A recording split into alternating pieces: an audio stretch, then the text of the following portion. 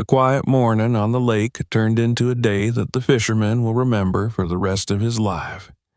He went out to check his nets, expecting to find only the usual catch, but instead of fish, he pulled up something that made his heart stop. Don't forget to subscribe to the channel and write in the comments where you're watching this video from. The morning air lay heavy over the water, still cool from the night but already carrying the promise of heat once the sun rose higher. A delicate mist stretched across the surface of the lake, shifting and curling like living breath, hiding and revealing the glimmering ripples beneath. From the reed beds at the shoreline came the faint rustle of insects, the slow croak of frogs, the wings of an early heron beating softly as it took to the sky. Everything was hushed, slowed down, as though the world itself hesitated to break the fragile silence of dawn. Into that silence came the creak of wood, the faint scrape of an oar, and the low sound of a man breathing steadily as he pushed his small boat away from the bank. Andre, the fisherman, knew these mornings better than any other man alive.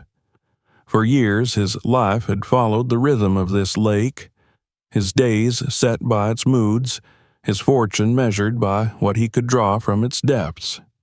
He was a broad-shouldered man with dark skin weathered by sun and wind, his hands calloused and scarred from rope, hooks, and nets. His boat was an old thing, patched and repaired many times, but it floated steady and true. To him, it was more than wood and nails. It was the vessel that carried him through solitude, through hunger and plenty, through every dawn when the others still slept. He rowed out into the mist, listening to the soft swish of water against the hull. It was a sound that steadied him, a sound that told him he was exactly where he belonged. He glanced behind him at the outline of the village, roofs barely visible through the fog, the faint plume of smoke from the first fires rising. He preferred this, being alone on the water before the chatter of neighbors, before questions and obligations. Out here, he was not only a fisherman, but a part of the lake itself, breathing with it, moving with it. The nets had been cast the night before, spread wide in the hope of catching enough fish to trade in the market and still have some left for his own table. He expected to find them heavy with perch or pike, maybe if luck was kinda catfish, though the larger ones had eluded him more often than not. He had pulled these ropes 1,000 times before and knew by touch alone what weight meant a full net, what weight meant weeds or branches, and what weight meant something worth hauling back with all his strength. As he leaned forward to begin the work, he felt again that quiet anticipation that never seemed to fade even after years of routine. Each morning was a chance at fortune, or at least at enough to get by. He braced his feet against the worn planks and pulled. At first, the rope came easily, damp and slick, sliding over the side of the boat as though it bore nothing more than the drag of water. Then, suddenly, resistance. His arms tightened, muscles straining as he heaved against a weight that clung stubbornly to the depths. His first thought was excitement, perhaps a heavy catch, a cluster of large fish thrashing against the cords. His pulse quickened as he leaned harder, hauling hand over hand, sweat rising on his brow despite the morning chill. But this weight was different. It did not shift with the jerks of fish caught in panic, nor sway with the tangled pull of weeds. It dragged back, slow and steady, as though the lake itself refused to release whatever was caught below. His breath grew louder in the silence. He told himself it must be a catfish, a monstrous one that had settled on the bottom and was fighting to stay hidden. The dream of every fisherman here was to pull such a creature from the lake, to hold proof of patience and strength in their hands. Andre's heart thudded harder at the thought. He paused a moment, gripping the rope, letting it tauten and quiver like a living thing between his hands. Then he pulled again, inch by inch, the boat rocking as the weight came closer to the surface. His shoulders ached, his palms burned, but he refused to let go. He had hauled tree trunks, tires, once even a rusted bicycle from these waters, yet there was something about this struggle that felt wholly different. It was not simply heavy. It was resistant, reluctant, as though the object below understood it was being dragged into the light and fought against it. The mist thinned slightly as the sun began to edge over the trees, turning the water to a dull silver. In that glow, he caught the first glimpse of something dark breaking the surface. Not the gleam of scales or the twitch of a fin, but a hard outline, rough with growth, coated in silt and shells. His breath caught. He tugged harder, leaning back with all his strength until the mass finally lurched free of the water and landed with a hollow thud in the bottom of the boat. The boat rocked violently, nearly tipping. Andre spread his arms for balance, the rope still clutched in his fists, eyes wide as he looked down at the thing he had dragged from the lake. For a moment, he could not even name it. The shape was rectangular, corners rounded by time, edges crusted with barnacles. The wood was blackened with age, bound in places by rusted strips of iron. Across the front was a thick lock, streaked with corrosion but unbroken. A smell of damp and decay rose from it, mingling with the faint scent of fish and wet rope. He bent closer, brushing away the slime and weeds with the back of his hand.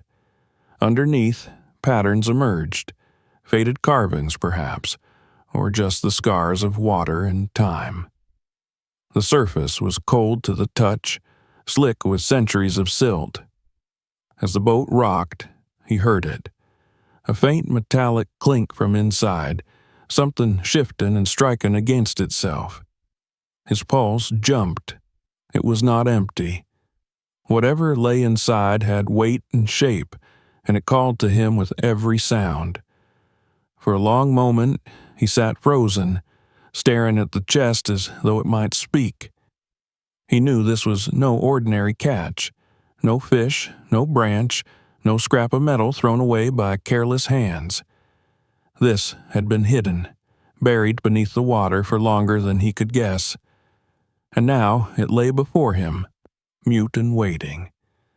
The lake lapped softly against the boat, as if reminding him that the world around him had not changed. But Andre felt the change already, in his chest, in the way his breath came fast and shallow. He reached out again, pressing his fingers against the rusted lock, testing it. It held firm. The chest would not open easily. For now, it was a secret, sealed shut, offering only hints of what it carried. He sat back slowly, letting his eyes sweep across the empty expanse of water. The mist still hung, but thinner now, touched with gold. The world looked the same, yet he knew that by pulling this chest from the depths, he had crossed some unseen threshold. His day, his life even, would not be like the ones before. The boat drifted, rocking gently as though carrying both man and mystery. Andre's hands trembled on the oars as he prepared to turn back toward shore. His nets still lay in the water, forgotten. Fish or no fish. What he had caught today mattered far more than any meal or coin. He set his shoulders, fixed his eyes on the hazy outline of the village, and began to row, the chest heavy at his feet and the sound of its contents faintly echoing with each stroke. And so, as the first light of the sun broke fully across the horizon, the fisherman carried with him not just his morning's work, but the beginning of a story that would ripple far beyond the quiet lake. The chest lay at Andre's feet like a sleeping beast, silent except for the faint, uneven rattle that came whenever the boat shifted with the water. He had spent the entire row back to the shore glancing down at it, half in disbelief, half in unease, as though at any moment it might stir on its own and reveal its contents. The mist was lifting now, the sun painting the rippling surface in pale shades of gold and copper, and every flash of light seemed to reflect off the damp iron bands that held the chest together. He had pulled many strange things from this lake before, relics of careless people or storms that had swept away what they owned, but nothing that bore the same weight of time. Nothing that seemed to carry with it the whisper of lives long past. When the boat nudged against the bank, he sat still for a while, simply staring at the burden before him. The chest was large enough to fill nearly half the bottom of the boat, its soaked wood glistening, the crust of barnacles breaking off in flakes under the sun. He leaned forward cautiously and pressed his fingers against the iron lock again, just as he had on the water. It was solid, unyielding, rusted but strong. Whoever had locked this chest had not wanted it opened easily, and whoever had consigned it to the lake had wanted it hidden forever. That thought gnawed at him as he braced himself to lift it. The weight was punishing. He bent low, gripping the damp edges with both hands, his muscles straining as he tried to raise it from where it rested. The boat shifted beneath him, threatening to tip, but he adjusted, inch by inch dragging the chest toward the side. By the time he had managed to get it onto the dock, his breath was ragged, sweat dripping down his face despite the morning cool. He crouched there beside it, chest heaving, and looked down again.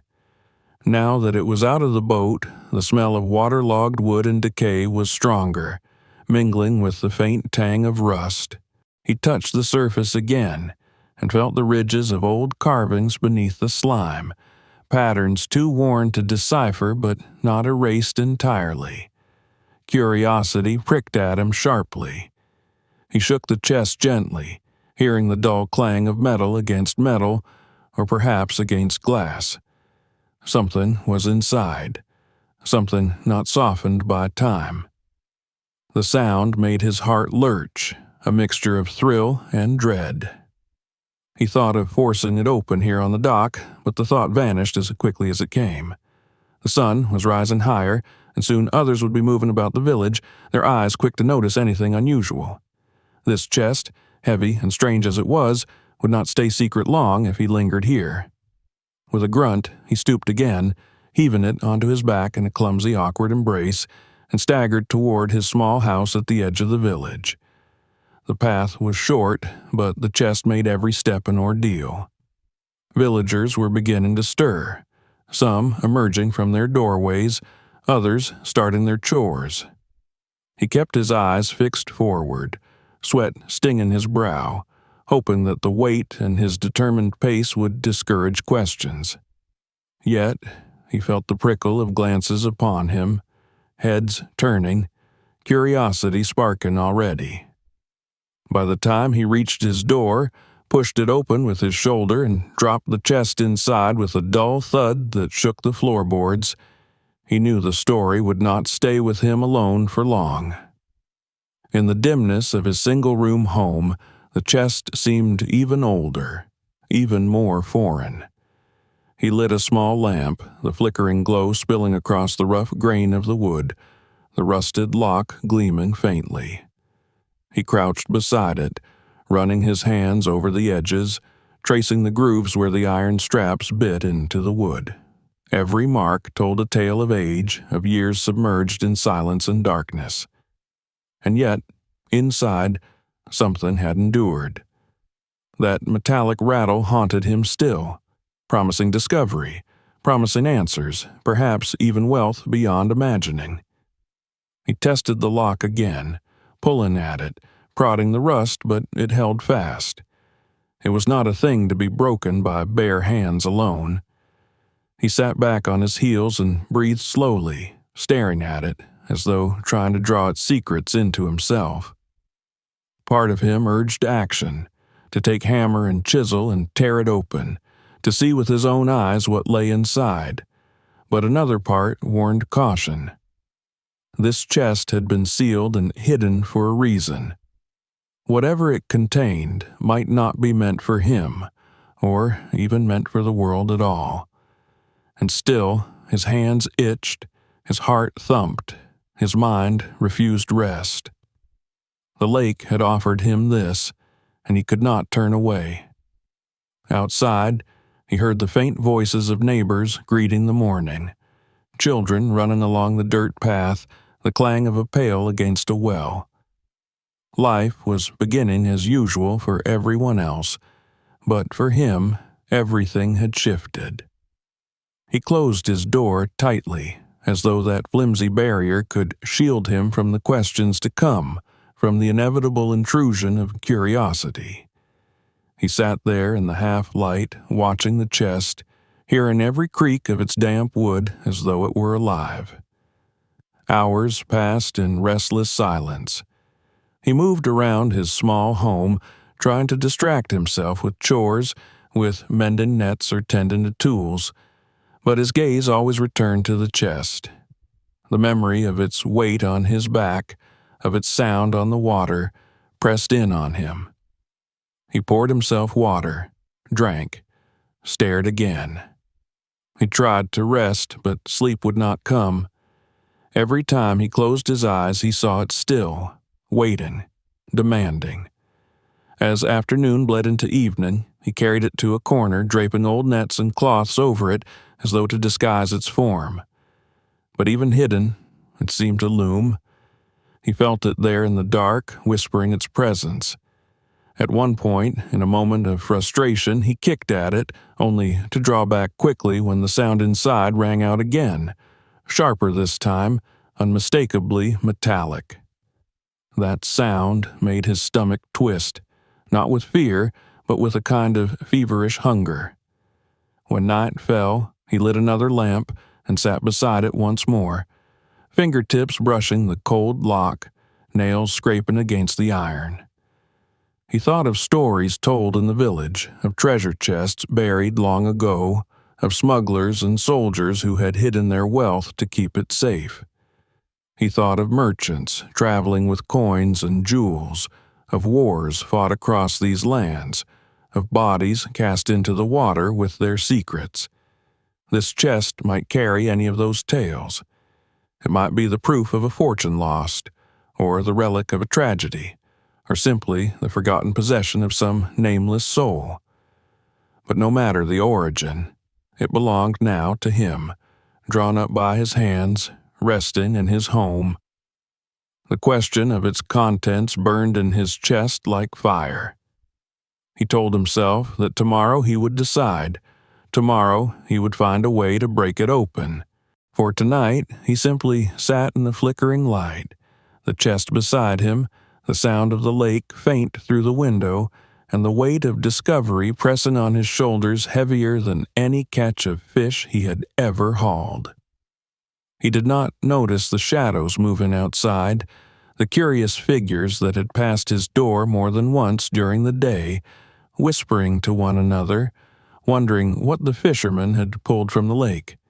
He did not see the way the village had begun to turn its eyes toward his small house, curiosity spreading like smoke on the wind. For now there was only him and the chest, silent companions bound together by chance, by water, and by the promise of secrets locked away beneath rust and wood.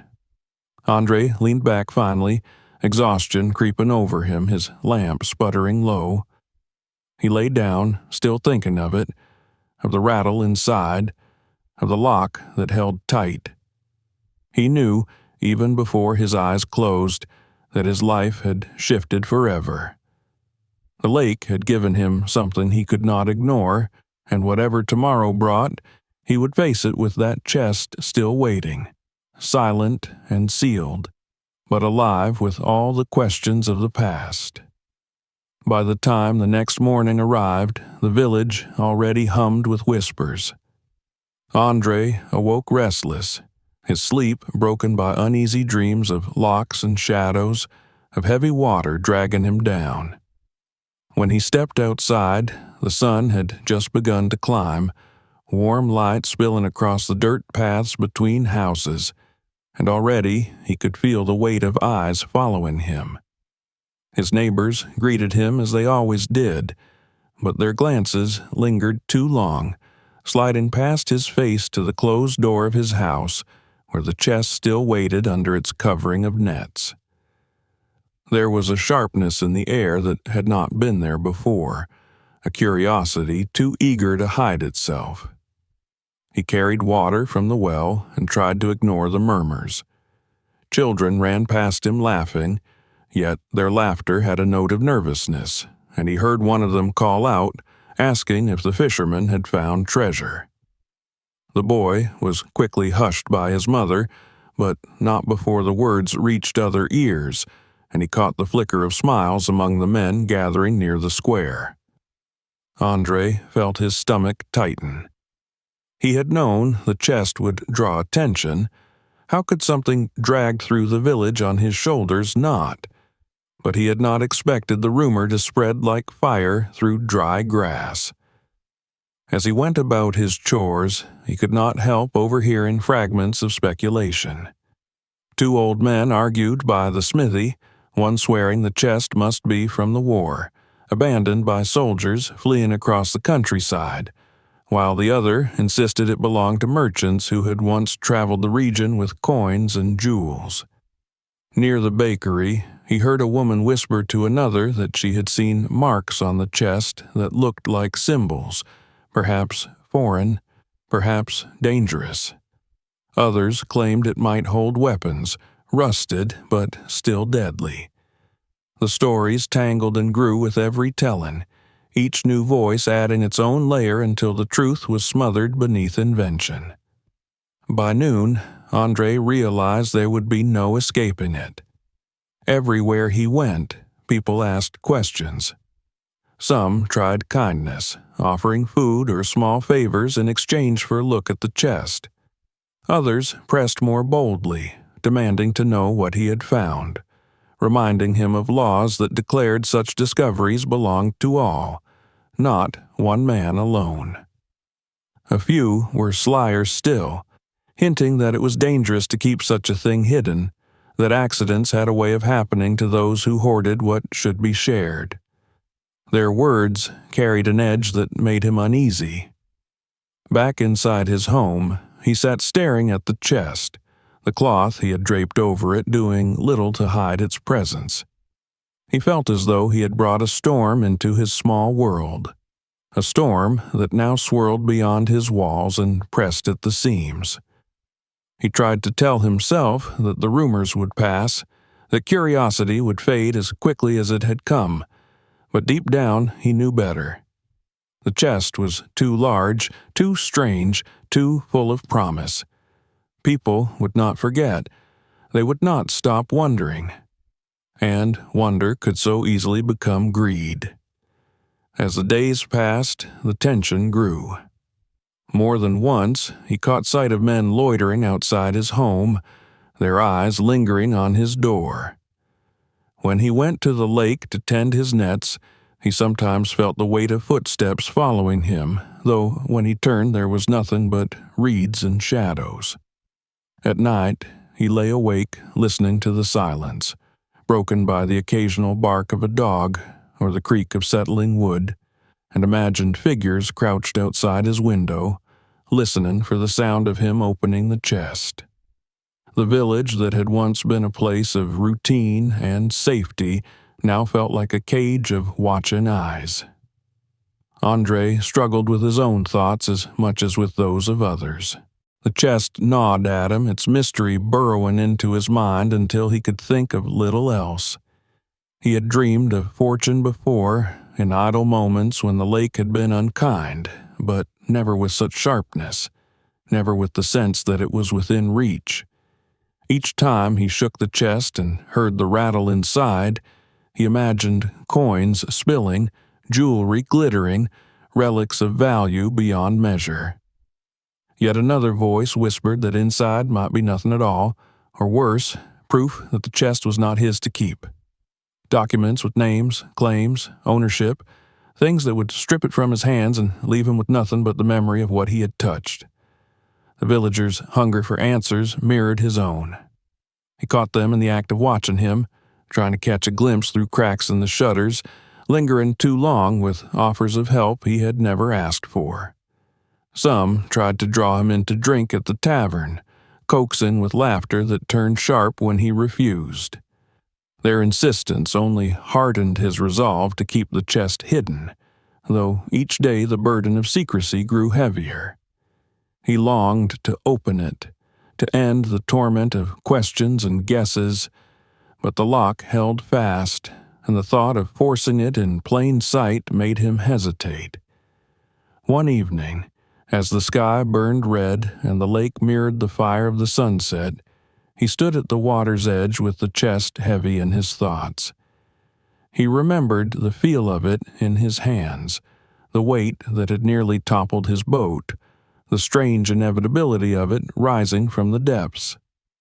He had thought then only of what lay inside, but now he understood that it carried more than contents. It carried history, expectation, danger. By pulling it from the lake, he had not only changed his own life but stirred the entire village.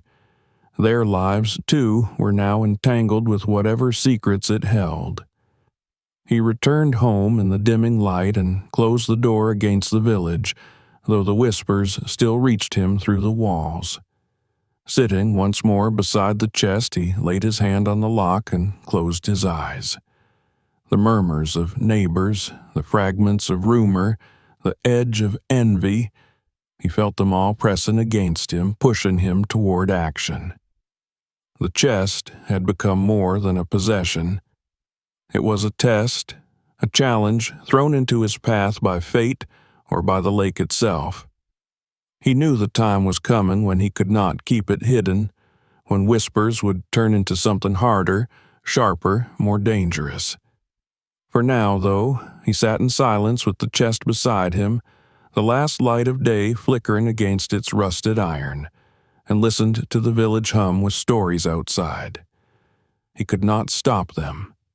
He could only endure, waiting, watching, feeling the pressure build as surely as the storm that gathered in unseen clouds above. The whispers of the village did not fade with time. They thickened, grew heavier, pressing against Andre's walls until it felt as though the whole world had turned its eyes upon him. Each day the glances became sharper, each greeting more loaded, and he began to sense that even the air carried suspicion. The chest, though hidden beneath nets and cloth, seemed to radiate its presence like a beacon. It was impossible to ignore. He carried it in his mind wherever he went, and the villagers carried it in theirs.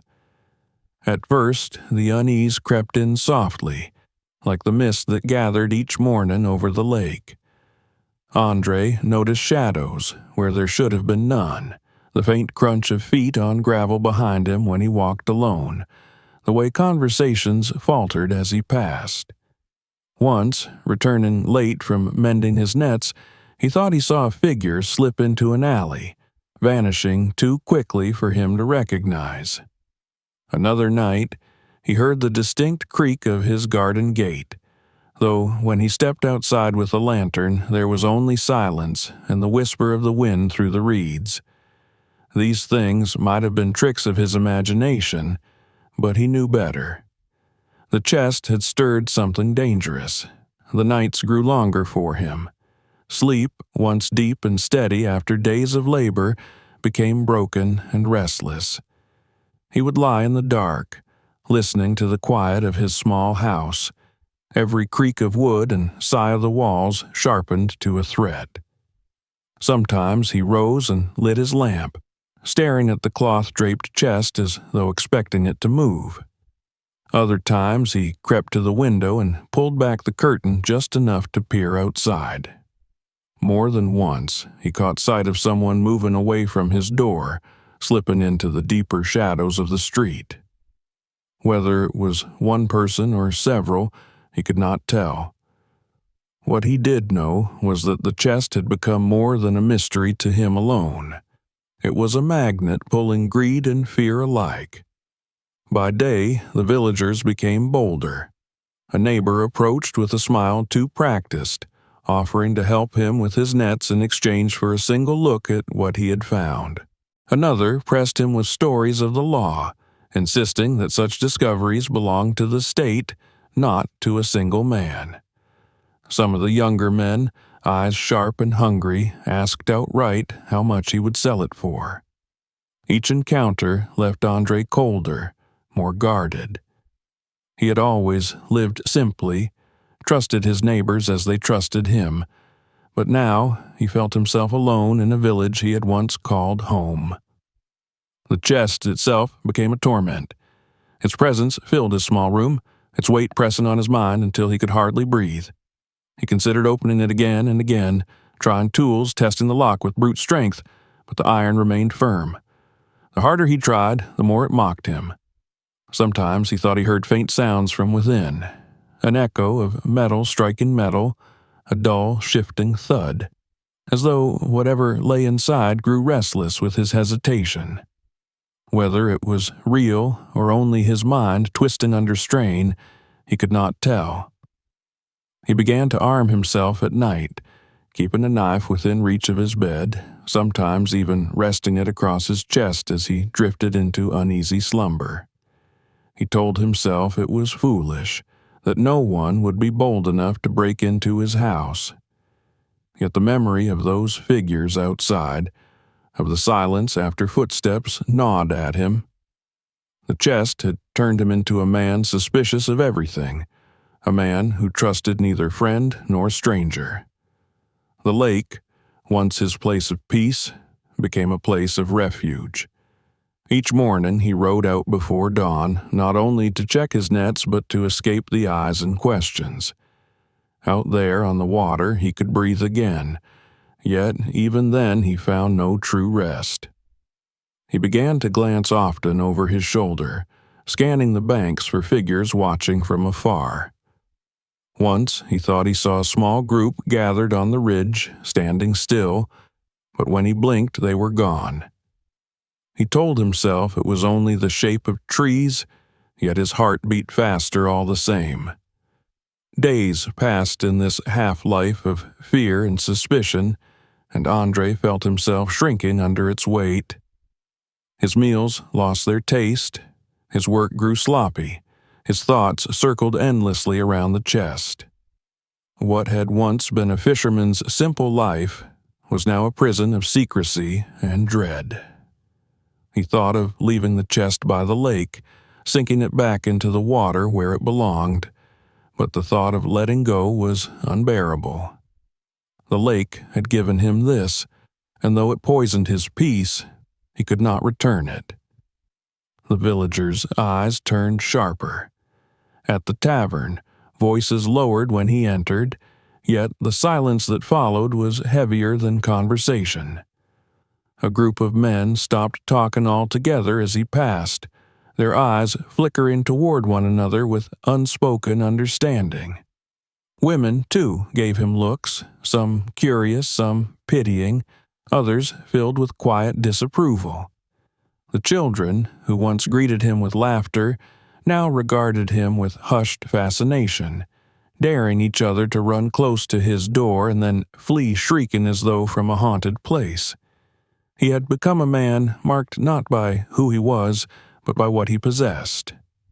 One evening, as the sun set blood-red over the lake, Andre sat on his doorstep watching the sky burn itself into ash. The chest was inside, silent and heavy, but he could feel it pressing even from here. He thought of his father and grandfather, men who had fished these waters all their lives without stirring such trouble. They had lived and died simply, their names remembered only by family, their lives defined by nets and patience. He had broken that chain with a single catch. For what? For the promise of treasure he had not even seen. For a weight that made enemies of friends. He shook his head and rose, retreating back inside, bolting the door behind him with more force than necessary. That night, the noises came again. He lay in bed, knife close, eyes fixed on the dark rafters above. At first, it was the faint creak of wood, as though someone leaned against the outer wall. Then came the soft scrape of something at the window. His breath caught, heart hammering, every muscle taut. The sound passed, leaving only silence, but he did not sleep. He lay awake until dawn, the knife warm from his grip, listening, waiting, certain that shadows moved just beyond the reach of his sight. When morning came, he rose with red eyes and trembling hands. He looked at the chest once more, at the rusted lock that defied him, and he knew something had to give. He could not endure these shadows forever.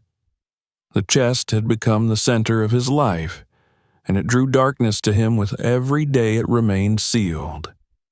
Whether it brought fortune or ruin, he knew he would have to face it soon. But the chest did not open, and the shadows did not vanish. They lingered still, patient and hungry, circling closer with each passing night. And Andre, caught between fear and desire, could only watch and wait, knowing that something inevitable loomed just beyond the edge of his quiet world. The days following those restless nights stretched into one another, each carrying the same oppressive weight of waiting. Andre lived like a man besieged, his world narrowed to the four walls of his home and the silent presence of the chest. He moved through his routines in a haze, his fishing done half-heartedly, his meals eaten without taste, his sleep fractured into short bursts haunted by sudden waking. The shadows around him had grown too real, the whispers too sharp. He felt the inevitable approaching, though he did not know what shape it would take. His knife remained close at all times, the wood of its handle worn smooth from the restless grip of his fingers. The village had shifted against him. He could feel it in the way men turned their shoulders when he passed, in the half-concealed glances traded behind his back. He heard the quiet laughter of younger men that carried an edge too pointed to be harmless.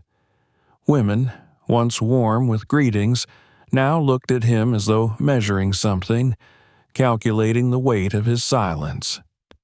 Even children, bold in their curiosity, had begun to dare each other to run close to his house at night and rap on the walls, their shrieks of fear and delight echoing into the darkness. The chest had turned him into a figure apart, both feared and envied, and he knew it would not be long before someone tried to take what he had found. That night came sooner than he expected. It was a moonless night, the sky thick with cloud, the air heavy and still. Andre lay on his bed with the knife beside him, his ears straining into the silence as they always did now. For a time there was nothing but the creak of the rafters and the faint sigh of the wind. Then, faintly, a sound reached him, the soft crunch of footsteps on the dirt outside his window. His breath stilled. He lay rigid, listening. Another sound followed, the hesitant groan of his gate opening slowly, then the muffled thud of it closing again. Someone was inside his yard. He rose silently, his bare feet moving across the worn floorboards, the knife firm in his hand. He stood still in the center of the room, straining to separate the sounds from the pounding of his heart. A shadow passed across the thin sliver of moonlight that slipped through the window. Then came a scrape against the wall, the brush of fabric against wood. He knew without doubt that they were at his house now, close enough to touch it. A sudden thump rattled the shutters. He flinched, his breath catching. Another followed, softer, then the unmistakable sound of careful hands testing the window frame. The hair on the back of his neck rose. Whoever it was moved with caution, not like children playing a prank, but like men intent on entering. The chest was no longer only his secret. It had become their prize. The silence stretched. He stood frozen, his knife slick with sweat in his palm. Then came the faintest squeal of wood as the door was tested, a subtle pressure against it. The bolt held, but the sound alone was enough to jolt him into action. He moved to the corner where the chest sat hidden beneath its cloth covering. He stood over it, the knife raised, his eyes fixed on the door. The sounds outside grew bolder now, the rustle of more than one man shifting. A low whisper, then the decisive creak as weight pressed harder against the door. The wood shuddered, the bolt groaned. Andre's breath quickened. He crouched lower, every muscle taut, ready to defend. The door rattled again, this time more violently, then stopped. Silence returned, deeper and heavier, broken only by his own pulse pounding in his ears. He wondered if they had given up, but then, in a sudden crash, the door burst inward, the bolt snapping with the force of it. Shadows spilled into the room, 3, maybe 4 figures, their outlines jagged in the dim light of his sputtering lamp.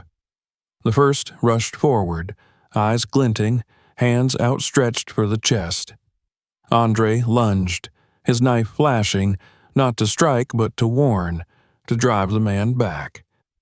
The intruder cursed and stumbled aside. Another came from the left, reaching for him. He swung the blade wildly, the point catching the edge of a sleeve. A cry followed, sharp and angry. The room filled with the scuffle of bodies, the scrape of boots, the panting breath of men desperate and unafraid of violence. Andre fought like a cornered animal, each movement born of survival rather than skill. He slashed, shoved, dodged, his knife an extension of his will to keep the chest his own. The men cursed, one calling for another to grab it quickly. He spun and saw a shadowed form bending over the chest, tugging at the cloth. With a guttural cry, Andre lunged, his shoulder striking the intruder hard. They both went sprawling, the chest rocking but remaining in place.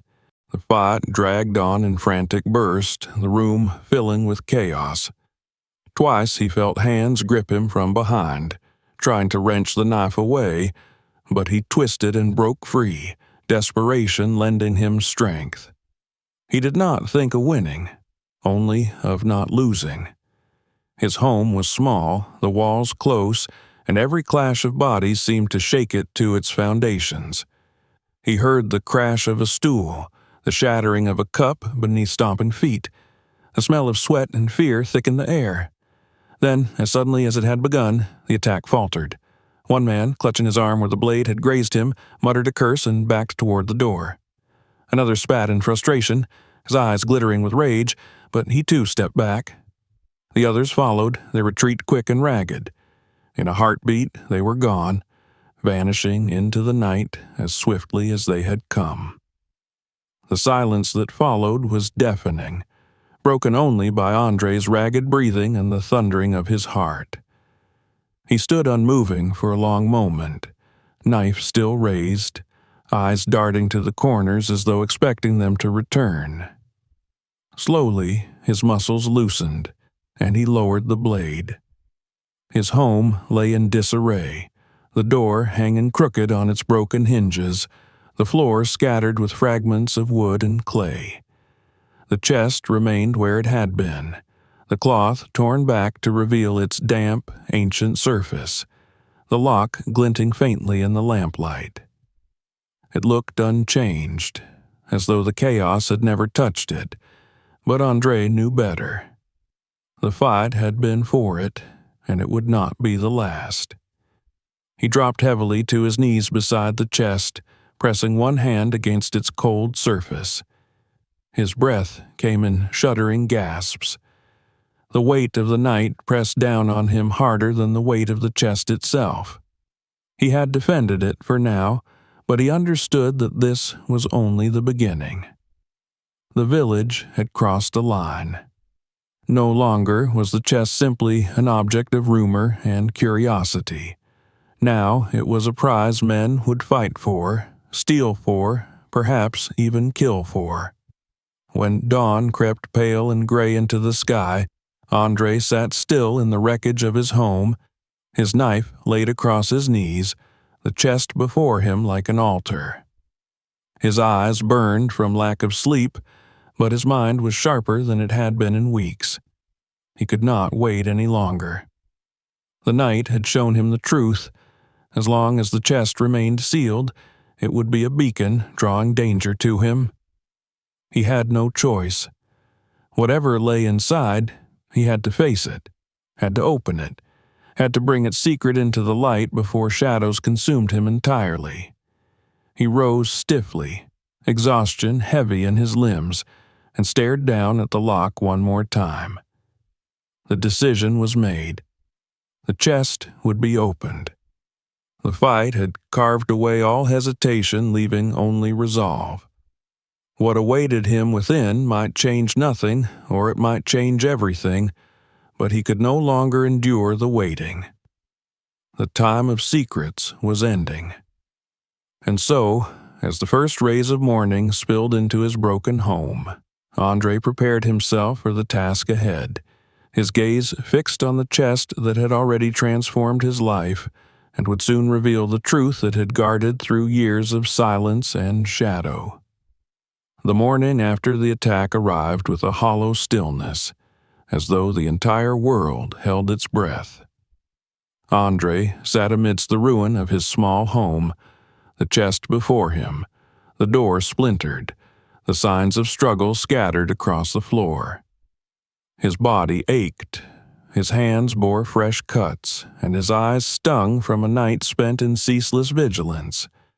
But his thoughts were no longer clouded.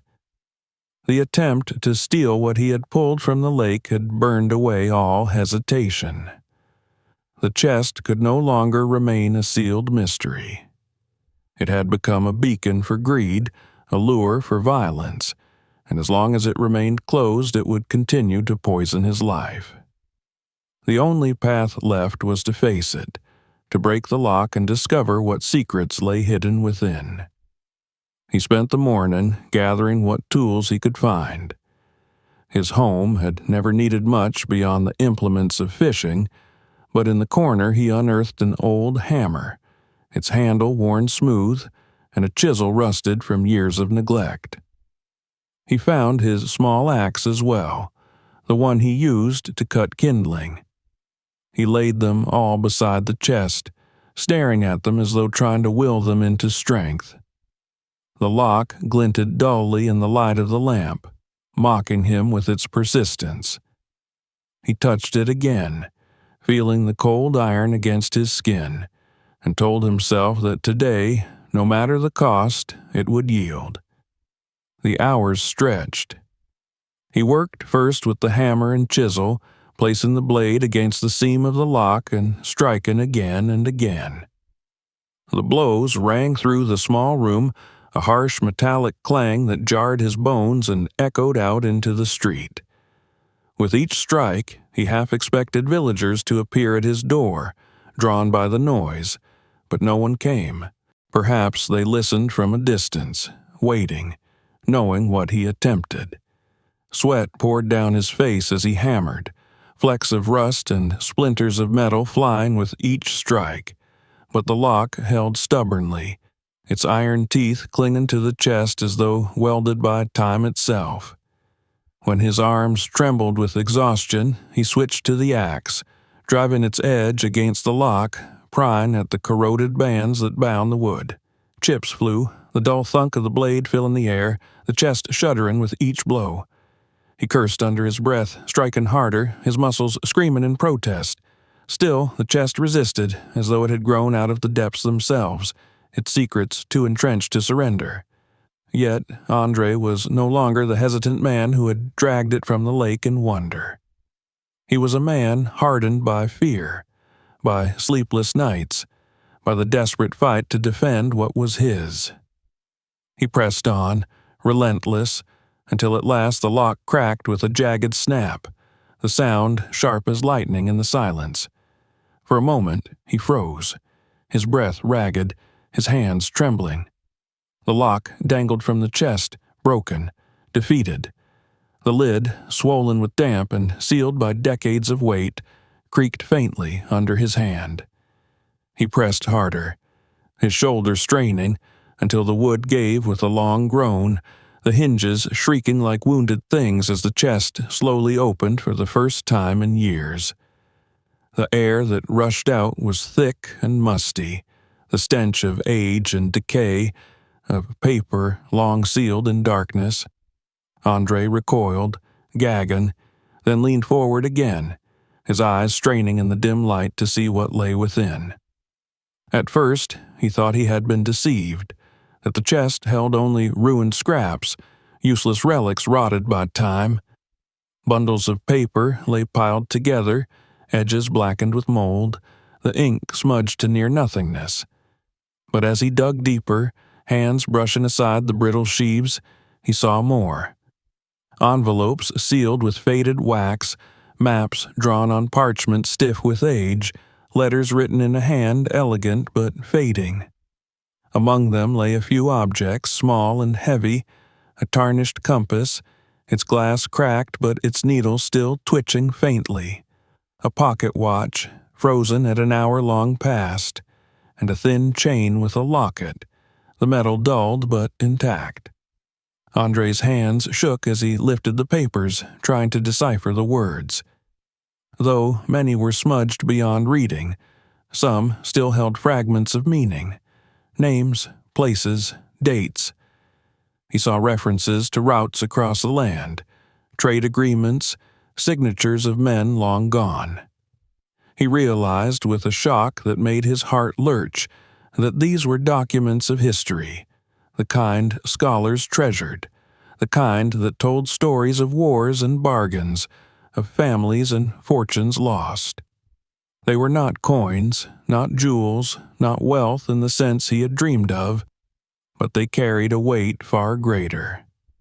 This was knowledge preserved, the kind of record that could change how people understood their own past.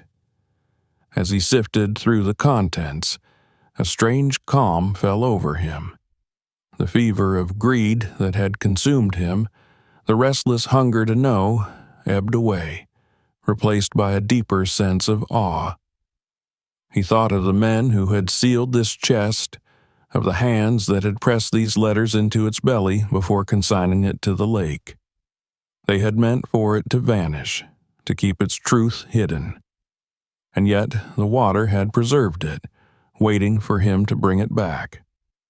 The thought filled him with both pride and dread. Why him? Why now? What was he to do with the weight of such a find? The afternoon light slanted through the broken door, gilding the chest and its contents in gold. Andre sat there motionless, the papers spread across his lap, the locket resting in his palm. He could hear the sounds of the village outside, voices, footsteps, laughter, but they seemed far away, muffled, as though he sat apart in another world. He understood that this moment marked a boundary. His life as a fisherman, simple and unnoticed, had ended. The lake had chosen him to be the keeper of this legacy, and nothing would return him to the way things were. But even as awe filled him, unease stirred again. If men had broken into his home for a chest unopened, what would they do now that it was revealed? The papers might mean nothing to them, but the idea of treasure once awakened would not die easily. He saw already the glint of suspicion in their eyes, the hunger that had driven them into his house at night. They would not believe him if he said there was no gold, no fortune. They would call him a liar, accuse him of hiding what he had found. The danger was not gone. It had only changed its shape. Andre gathered the papers carefully, placing them back inside, though the lock now lay useless on the floor. He draped the cloth over the chest once more, though the gesture felt hollow. The secret was no longer sealed. It breathed now in his hands, in his mind, and it would soon spread beyond his control. He leaned back against the wall, closing his eyes, the musty scent of old parchment clinging to his skin. The lake had given him this, and though he had dreamed of gold and jewels, it had given him something far heavier. He was no longer the man who sought only fish in the water's depths. He was the man who had pulled history itself from silence. And as the night descended, wrapping the village in darkness once more, Andre understood that his true struggle had only begun. The morning after he forced the chest open dawned cold and sharp, the air fresh with the scent of rain that had passed during the night. Andre sat at his small table, the chest still uncovered before him, its lock broken, its contents laid carefully in neat stacks. He had spent the hours after midnight sorting through the papers, drying them by the weak flame of a lamp, trying to preserve what age and water had spared. His body ached with weariness, but his mind was restless and alive. He felt as though he had crossed into a world he had not known existed, one where his hands no longer pulled only fish from the water, but the threads of history itself. The documents spoke in fragments, but even fragments had power. He found names that matched the old families spoken of in half-forgotten tales, dates that aligned with wars his grandfather had mentioned in quiet, reverent tones. He saw outlines of trade routes that had once crossed the region, mentions of gold shipments, letters sealed with authority. There were no coins here, no jewels glittering in the light, but these brittle pages carried the wealth of memory, the proof of how people had lived, fought, and lost. For scholars, for those who cared about the story of the land, this chest would be priceless. Yet Andre wondered if anyone in his village would understand.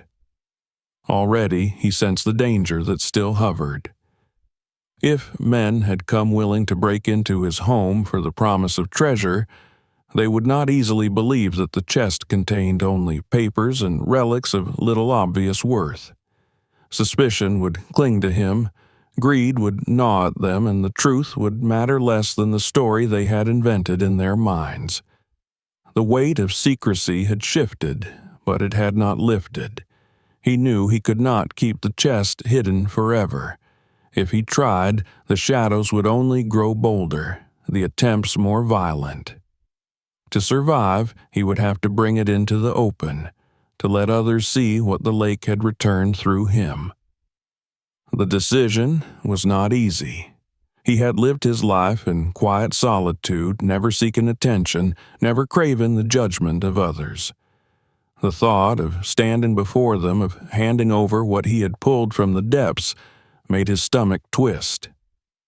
Yet he felt another weight pressing harder, the duty that had fallen upon him the moment he dragged that chest dripping into his boat.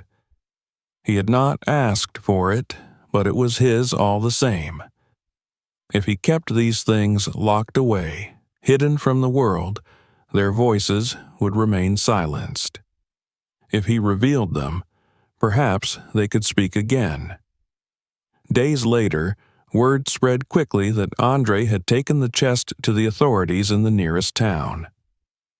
Some of the villagers followed him there, suspicious and watchful, convinced that he meant to profit secretly. But when the chest was opened in their presence, when officials and scholars unwrapped the fragile papers and leaned over them with widening eyes, murmuring with excitement and reverence, it became clear that what Andre had found was no simple fortune. The documents were examined, catalogued, treated with the careful respect of men who understood their worth. And slowly, even the villagers began to murmur with a different kind of awe. For the first time, Andre saw his discovery reflected in the faces of others. They spoke of museums, of archives, of preserving these relics for generations to come. They spoke of his name attached to the find, of how he had brought forth from silence something of value not measured in coin, but in meaning. Journalists came, their questions strange to him, their pens scratching furiously as they wrote his words. His photograph was taken, his weathered face and broad shoulders captured alongside the chest that had transformed him. He felt awkward under their gaze, uncertain of the attention, yet beneath the discomfort stirred a quiet pride. Back in the village, things did not change overnight. Some still muttered that he had hidden part of the treasure, that the papers were a trick, that he had pocketed the true wealth. But others began to treat him with a new respect, nodding to him in the street, offering him bread or a mug of beer in the tavern without charge. Children followed him with wide eyes, no longer to tease but to ask about the chest, to hear him tell how it had risen from the lake. Slowly, the bitterness in their whispers dulled, replaced by the reluctant recognition that one of their own had touched something greater than any of them had imagined. For Andre himself, the change was deeper and quieter. He still rose before dawn, still pushed his boat onto the water, still tended to his nets.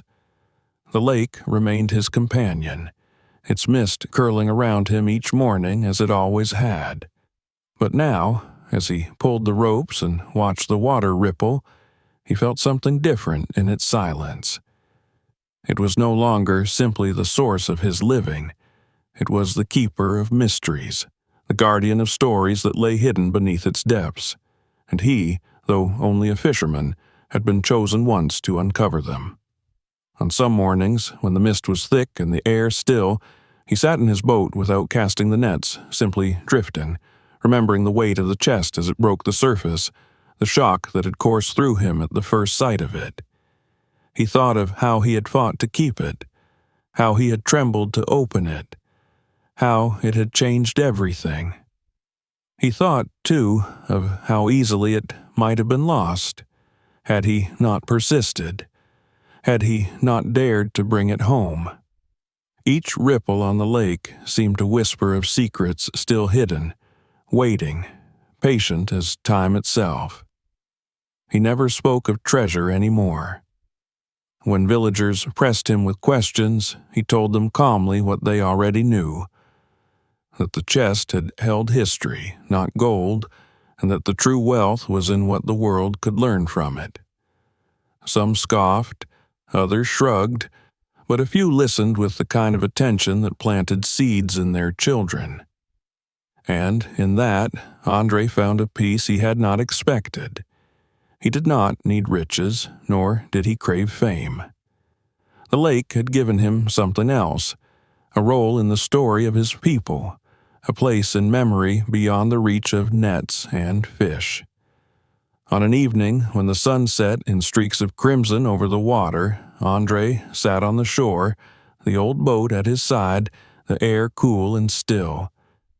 He thought of the generations before him, men who had lived and died with little more than what their hands could haul from the depths. He thought of the future, of how scholars would pore over those brittle papers, piecing together lives long vanished, and how somewhere in their records his name would linger, not as a great man, but as the fisherman who caught more than fish.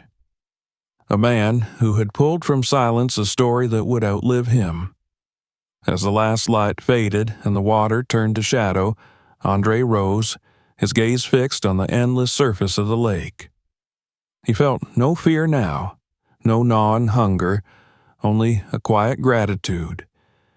He knew the lake would keep its secrets, perhaps forever, but he also knew that once, for reasons he could not explain, it had chosen him to reveal one of them. And that was enough.